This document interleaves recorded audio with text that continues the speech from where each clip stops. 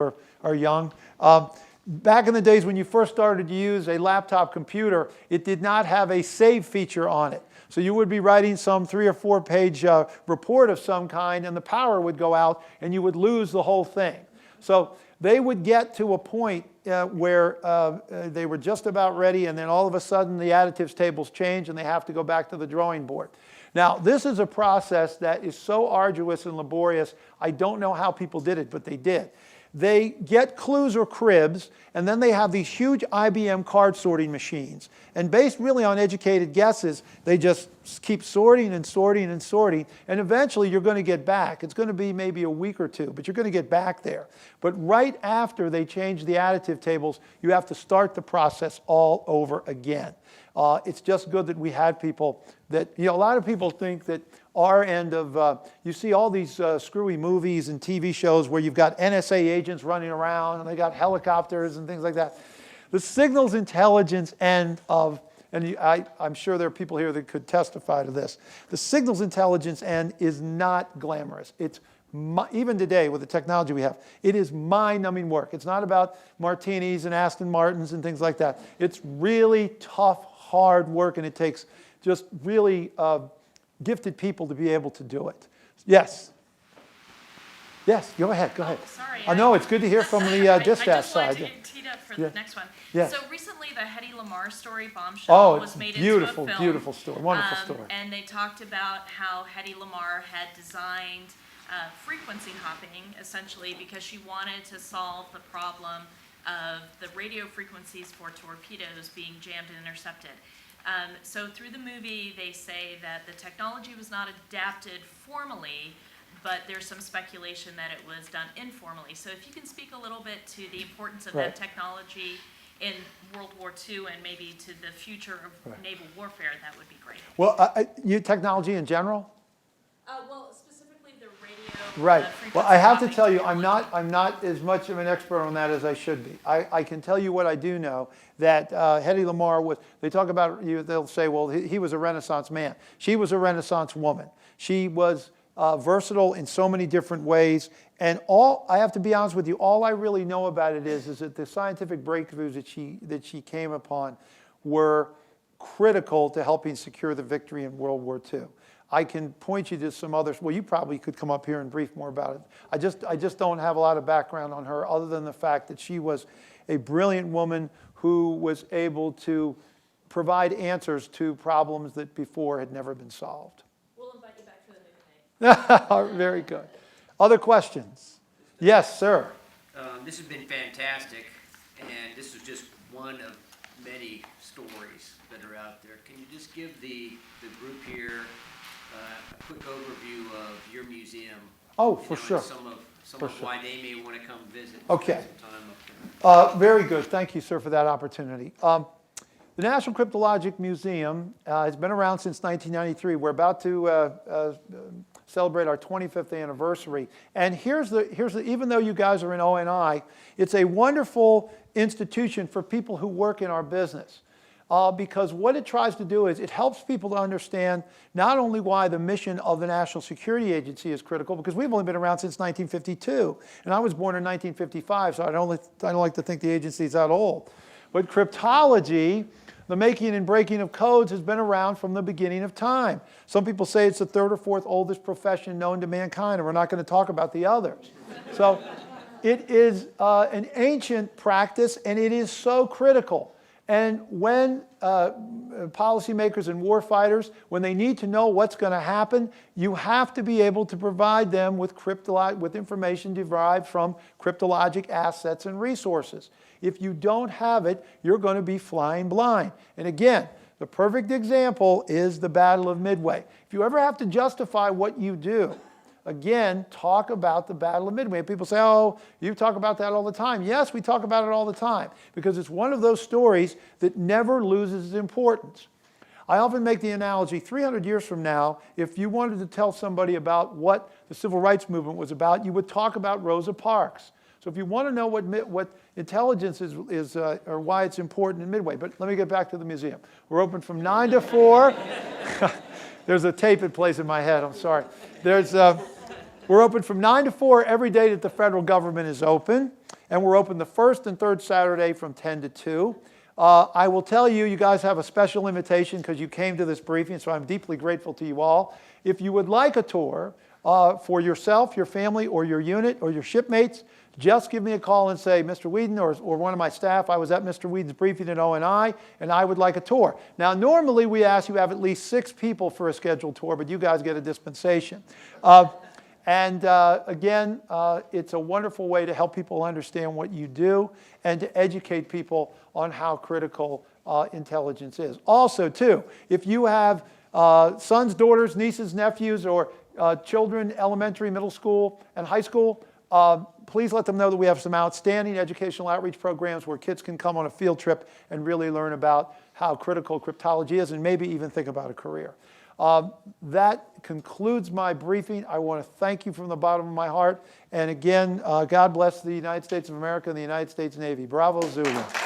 Thank you. Thank you very much. Thank you.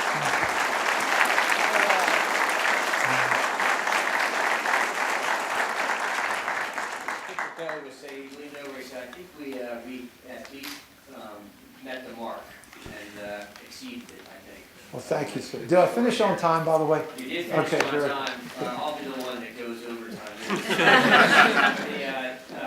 This group knows about the importance of what we're doing, and we're trying to capture why we exist, you know, and the importance of what we're doing to help focus all of our efforts. And about 2 years ago, when I took command, we spent some time with leadership thinking about why naval intelligence, you know, what's our value proposition to the nation. And it's captured in our design, and we boiled it down to 2 words: to deliver advantage. And we kept it just generic that way because it leads to the question, the discussion, well, what do you mean by advantage? It's like, well, whatever advantage we can provide, right? 4 aircraft carriers, yeah. Superior technology, thinking faster and better, stealing better, better tactics, techniques, and procedures. You know, if we're doing our job right, if we get into hopefully we'll prevent conflict, but if we don't, if we're doing our job right, we win decisively, called upon to do so. And I tell you that right now, if you read the national security strategy, you read the national defense strategy, you see what Secretary Mattis is talking about on a day in and day out basis. It is about a return to great power competition. And the fact that, you know, through the 90s, I'd say, and even post 9/11, on the seas, we weren't really challenged. We've been able to steam wherever we need to steam. We've been able to do whatever we need to do. And that is no longer the case. So that national defense strategy, the Secretary Mattis met with our Chief of Naval Operations, and he said, hey, if you're reading this right, and I hope you are, you will realize that this is a maritime strategy. The keys to success for our nation are tied up in the maritime forces. And if you saw what happened last week with the change of command out in Hawaii, right, and the Pacific Command now being called the Indo-Pacific Command, right, very deliberate. And while Secretary Mattis was out there, he took the time to meet with, oddly enough, the Minister of Defense from Japan, the Minister of Defense from Indonesia, and as he traveled from there out to Singapore, and he gave some keynote remarks, and if you haven't seen what his keynote remarks are, they're worth a quick Google. He talks about the importance of maritime security, and he took the time out there to meet with the Ministers of Defense from Singapore, from Vietnam, from the Philippines, from Malaysia, and his talking points were consistent.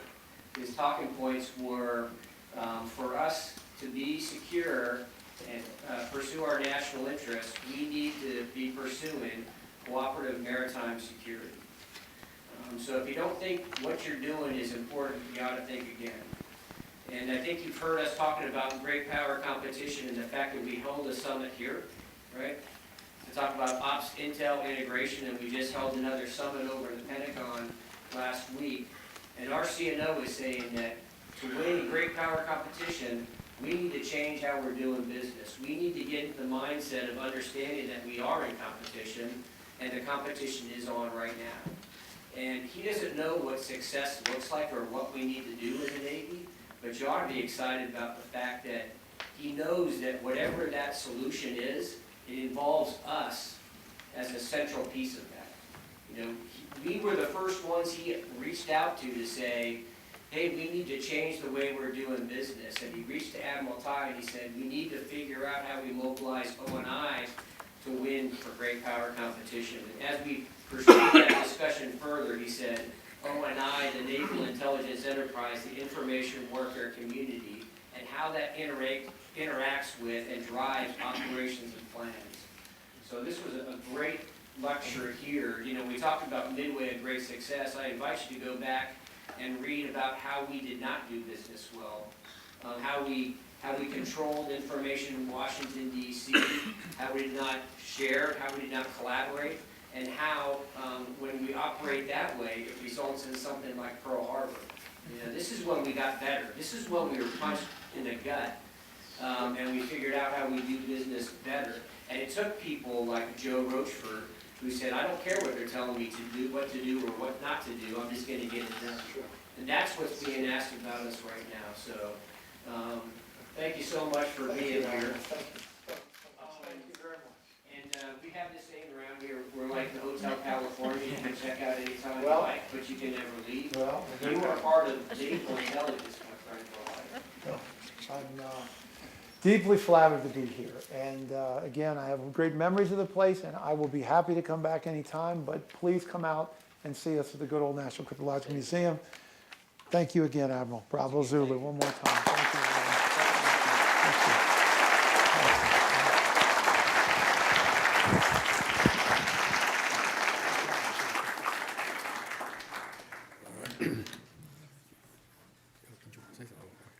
All right. Thank you, Mr. Weadon, for traveling down here to be able to speak with us today. This concludes today's